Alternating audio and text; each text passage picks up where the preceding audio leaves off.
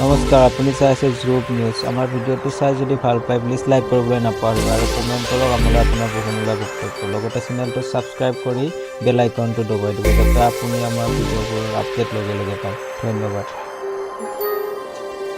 এইবাৰ ধৰ্ষণকাৰী ৰূপত স্বামী 5 দিনৰ পূৰ্বে বিবাহ সম্পন্ন কৰা পত্নীৰ ওপৰত যৌন নিৰ্যাতন। স্বামীৰ সহযোগী 2 বন্ধু পত্নীক অপছন্দ কৰাৰ বাবে বন্ধুৰ সৈতে ধৰ্ষণ কৰিলে স্বামীয়ে।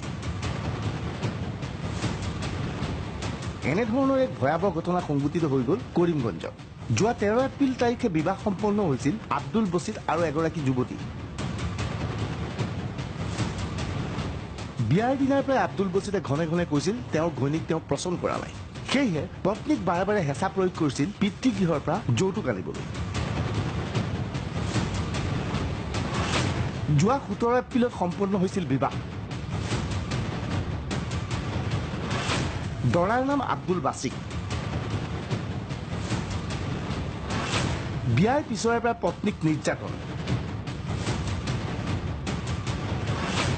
যৌতুক আনিবলৈ ঘনে ঘনে দাবী। অৱশেষত 16 এপ্ৰিলৰ নিশা আব্দুল বাছিতে 2 বন্ধুৰ সৈতে নিজৰ ঘৰতেই নিজৰ পত্নীক বলাৎকাৰ কৰে। স্বামীৰ এই কাৰ্যত হতবাক হৈ পড়ে পত্নী। পরবর্তী সময়ত এই খবর রাজুয়া হয়ে পড়ে। এখানে যে ছেলেটি সঙ্গে ওর বিয়ে হয়েছে এত অমানবিক অত্যাচার আমরা জীবনে কোনোদিন দেখিনি। মেয়েটিকে শারীরিক দিক দিয়ে এতটুকু ক্ষত করা হয়েছে, এত দুঃখ দেওয়া হয়েছে, এত কষ্ট দেওয়া হয়েছে। পরের দিন সকালে 3-4 ঘন্টা অব্দি মেয়েটির ব্লিডিং অনবরত চলছিল।